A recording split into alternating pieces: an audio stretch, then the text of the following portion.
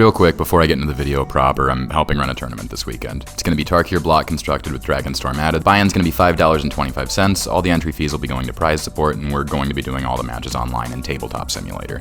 If you want in, join the Discord server and go to the tournaments channel. We'll help you get set up. We'll be streaming coverage here, and if all goes well, we might make another channel to stream and upload highlights from future tournaments. So if you want to watch, stay tuned. Anyways, for MagicCon for Chicago, I brought my tuned decks, since I figured most pods I'd end up in would be filled with veteran players who've had decades to build skill and mog their opponents into the ground, as the Magic convention seemed like the environment these sorts of people would come out in. This was, frankly, as wrong as I could possibly be, as the variance in power and experience at the tables was absolutely bonkers.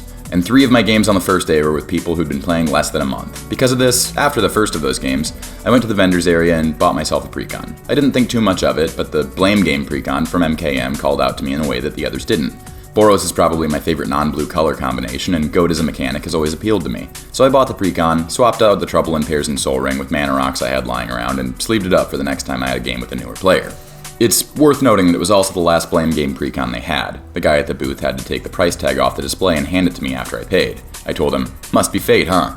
And he just shot me an unbelievably mischievous grin. In retrospect, I believe he was probably some sort of god disguising himself as a human, like in Greek mythology, introducing chaos into the world by giving the right person the right stack of cardboard at the right time.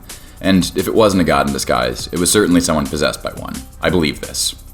Anyways, hours passed and I finally rolled around to a pod with someone who had only been playing a month or so.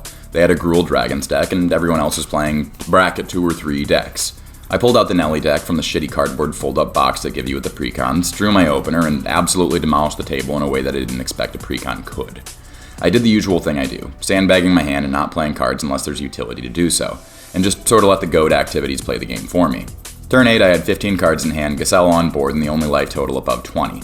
I figured this was the dream draw with the deck, and it's the sort of windfall game where you just happen to draw in the right cards at the right time and run away with it off of luck and the skill to capitalize on it. This was also, frankly, as wrong as I could possibly be, as every other Bracket 2 game I played with the deck played out in the exact same way. I think I lost 1 game out of the 5 I played with Nelly that weekend, which I don't have to tell you is an absolutely insane win rate for any deck in Commander, let alone a Precon that you took the best cards out of.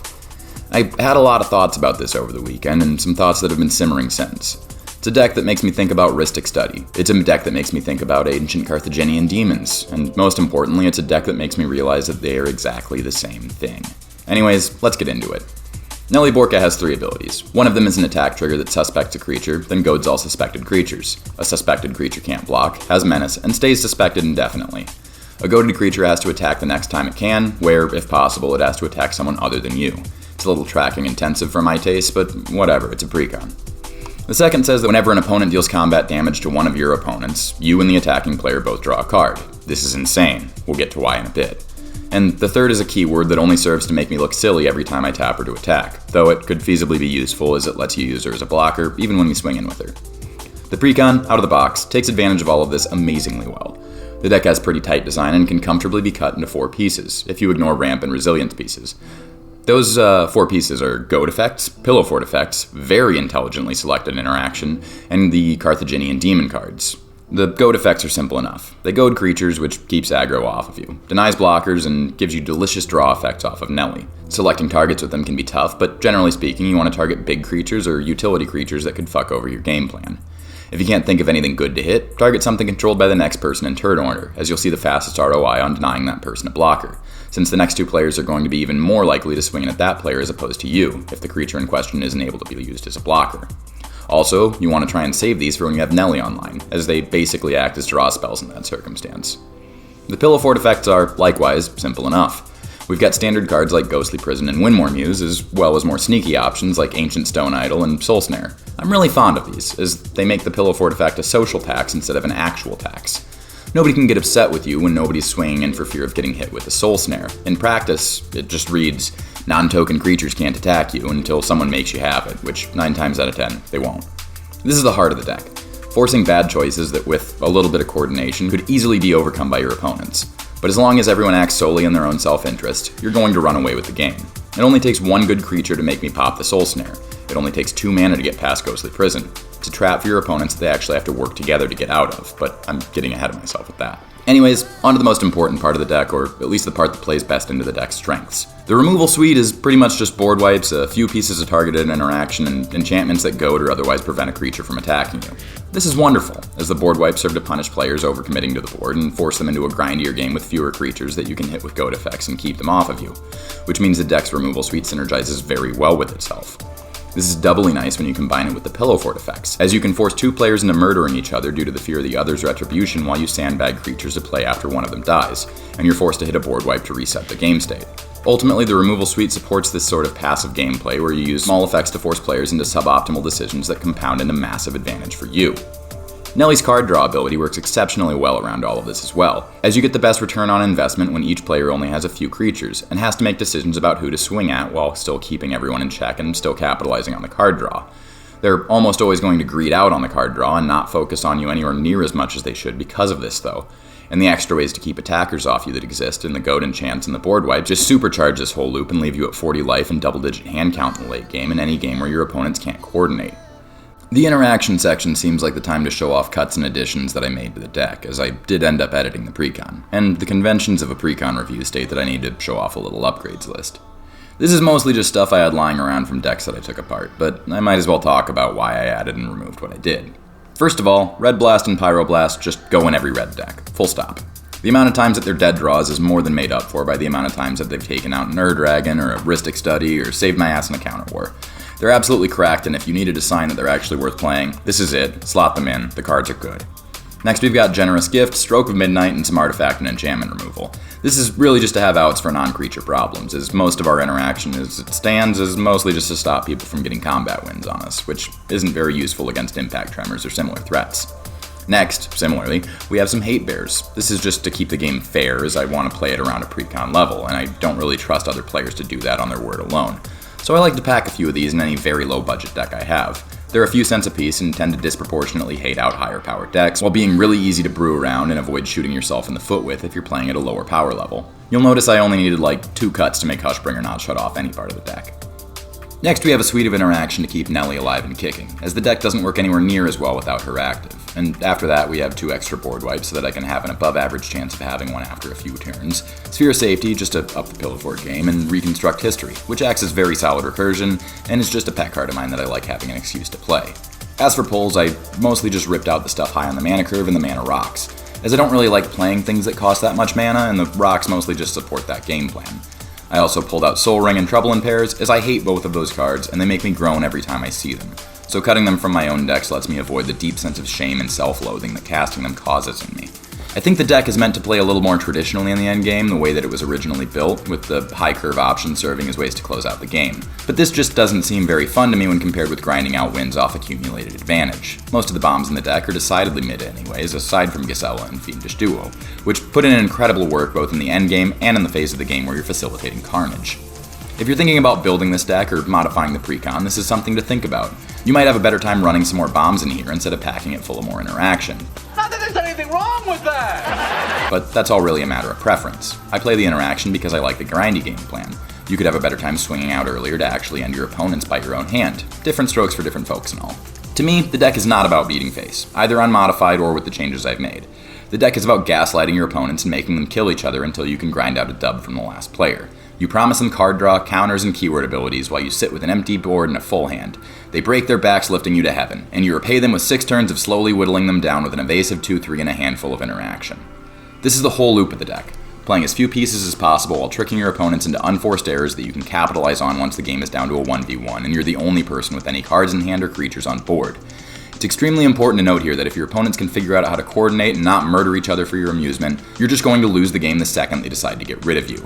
It's also extremely important to note that human beings are notoriously bad at coordinating, especially in games. Especially in games where only one person can win.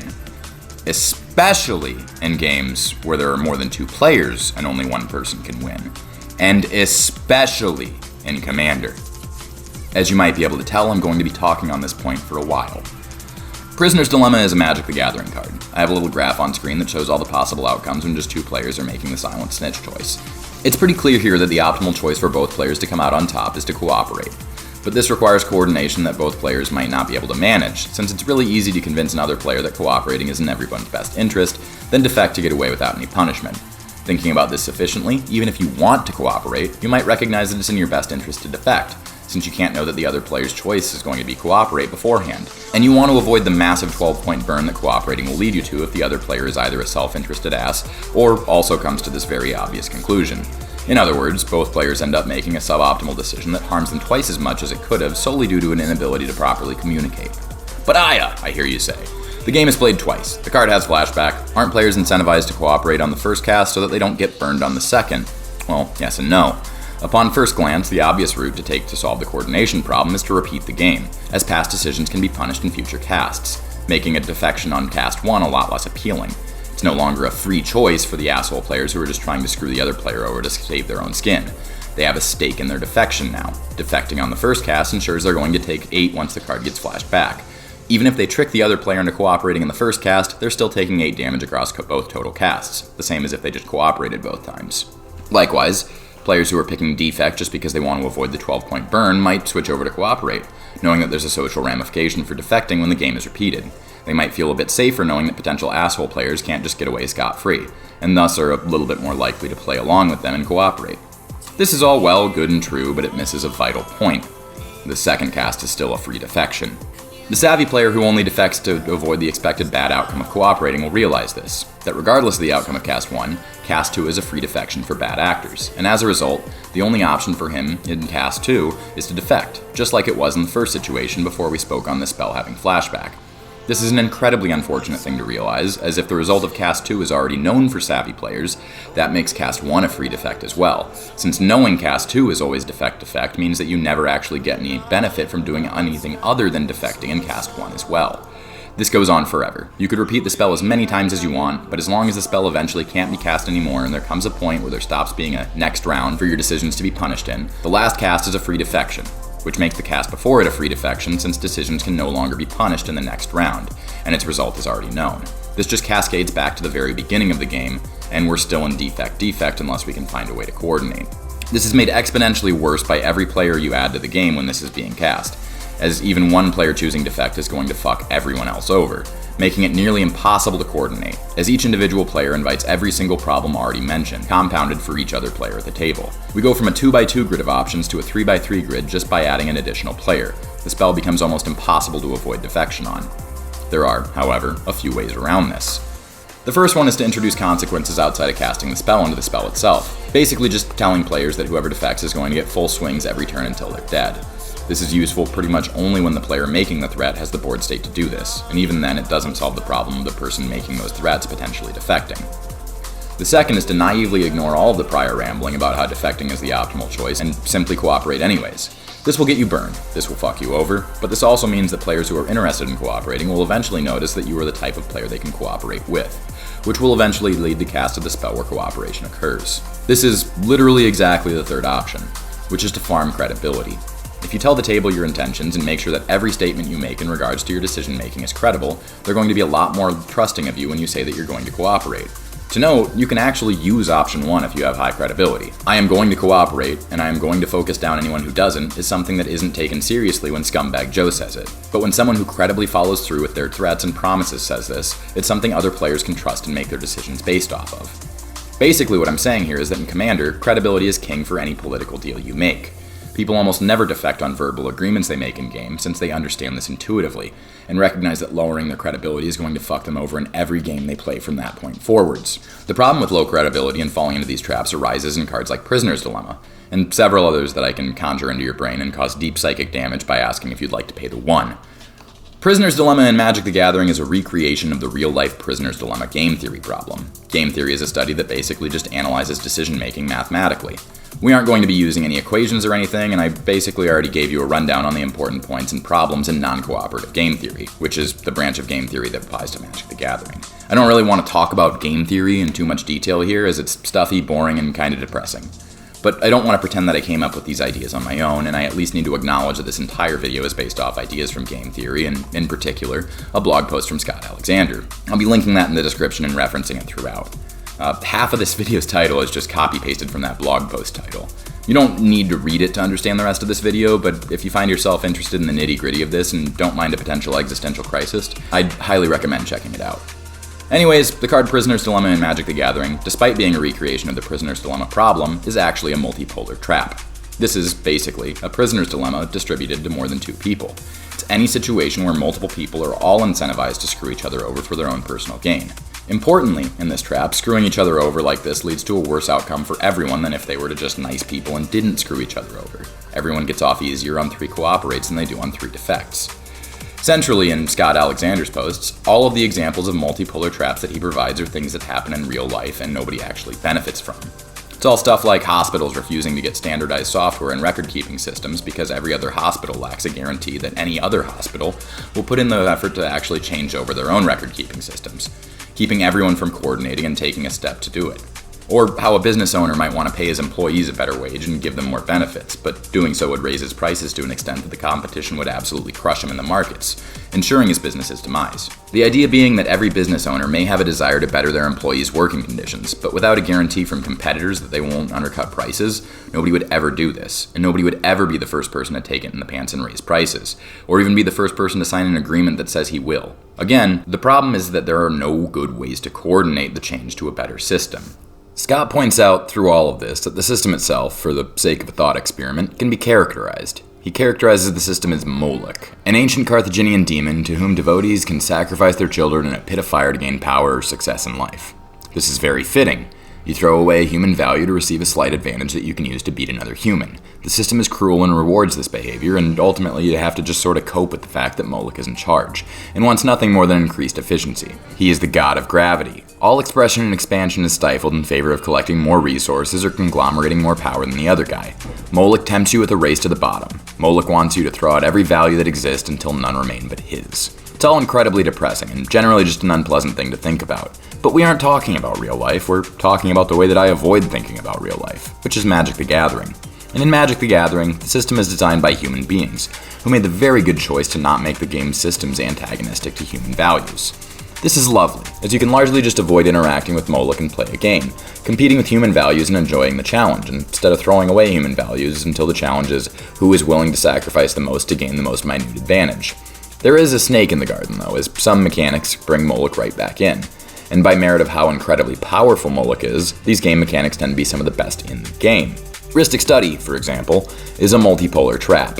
It is optimal for your own personal plan to never pay the 1 and always have your opponents pay the 1. Obviously, this never happens, but if you're okay with feeding Moloch, your game plan should be to find a way to convince your opponents to be responsible while you yourself completely ignore the tax, then get ahead of everyone with the Rhystic player, who you and your opponents will likely be focusing on. Looking into the game plan a little deeper reveals an incredible amount of holes. The second you start defecting, your opponents are going to have almost no incentive not to defect themselves, which will rapidly spiral out of control and cause Moloch to win with his massive card advantage. This is a very predictable end result to a multipolar trap. However, this is not always what happens when Rhystic Study hits the table. This is for a few reasons. The first being that Moloch is not an abstraction in Magic the Gathering, but rather, he becomes an extension of the player once a card like Rhystic is played, and that player still has to play within the systems of the game, and savvy players are going to see the advantage that feeding Moloch is giving that player. The second being that the Commander community has a pretty solid agreement that paying the 1 is objectively correct, and we do a pretty solid job of teaching players why. The third being that many players have a throw the game to kill the guy who defected first policy, where they'll simply spitefully go out of their way to shut down the game of whoever started habitually not paying the 1, regardless of whether or not it's a good decision to make in a moment. This is a trick to specifically stop bad actors who rely on the fact that other players cooperating makes it harder to target them. The real-world equivalent would be something like 2 or 3 of the capitalists from earlier putting out a bulletin that they would be raising their prices, paying their workers better, and burning down the factories of any competitor who didn't do the same. This last example is known as a cartel, and it's illegal, but it is in fact a way to beat Moloch in the context of both card games and capitalism. Though I've spoken of several ways to beat Moloch in games, they all have failure points and lack simple heuristics that you can apply in your games. Luckily, I have a way to manage this and create environments that work better and involve significantly less defection. This is to adopt the mathematically worst possible strategy in non-cooperative games, which is to never defect. Every time a card comes in that offers you something, as long as another player also gets that thing, just say no. And every time you'll be punished for doing the correct thing, do it anyways and eat your punishment, knowing that you're contributing to a responsible gaming environment. Never accept the goad for the counters. Always pay the 1. Don't take the land. Don't take the clue, don't take the treasure, don't take anything. Never give an inch on this and be loud and obnoxious to every other player about why. Win your games, show you don't need to defect and throw the game in favor of another player, provide a positive example of what cooperation can look like. This is, in my experience, the best possible way to fuck Moloch over, by being an example of someone who can overcome the trap and exist above it, happily taking whatever shit you get for cooperating and finding ways to thrive despite this. Understanding the trap, explaining the trap, and still never allowing yourself to fall into it shows everyone that they don't have to fall into the trap, and makes them more likely to carry that mindset forward. A funny thing about this is that a sense of naive trust in everyone else, if it's earnest, is going to facilitate just that out of most people. Despite the whole evil Moloch thing, it's my belief and experience that most people are fundamentally more good and beautiful at their core than you could possibly imagine. And if you give them the opportunity to be good to you by interacting with them earnestly, they're going to take it. If you show others you're willing to pay the one every time for the sake of the table and keeping everything kosher, they're going to be significantly more likely to do the same for you. If you cooperate every time Prisoner's Dilemma is played and gladly take the 12 when it backfires, people are going to be more likely to cooperate with you in the future. Game theory is about savviness and mathematical analysis of strategy, and if computers were the ones playing the games, we'd always land on defect. But this isn't the case. By holding on to human values, being earnest, and looking genuinely at what's best in the long run, we can land on cooperate. All that said, it is a little bit fun to be devious sometimes and play as Moloch at the table. It can create a situation where people have the opportunity to learn how to outskill these play patterns, and it's also just fun to be a little scheming shitbag sometimes. This is why I like the Nelly deck. It's tailor-made by Wizards to provide that exact experience, whether they knew that while they were making it or not, and it sits comfortably at the level of most Precon decks, as long as it's skillfully played around. If you think the exploration of this play pattern is interesting, I'd highly suggest building Nelly, or building around goad and politic, voting, etc. cards. I think it has the effect of making you a better player, giving you a better understanding of the social dynamics at play in these sorts of games, and helping you understand how they apply to life as a whole. Anyways, thanks for watching. Feed my ego by liking, commenting, and subscribing, and check out the tournament I'm helping run, and have a good one.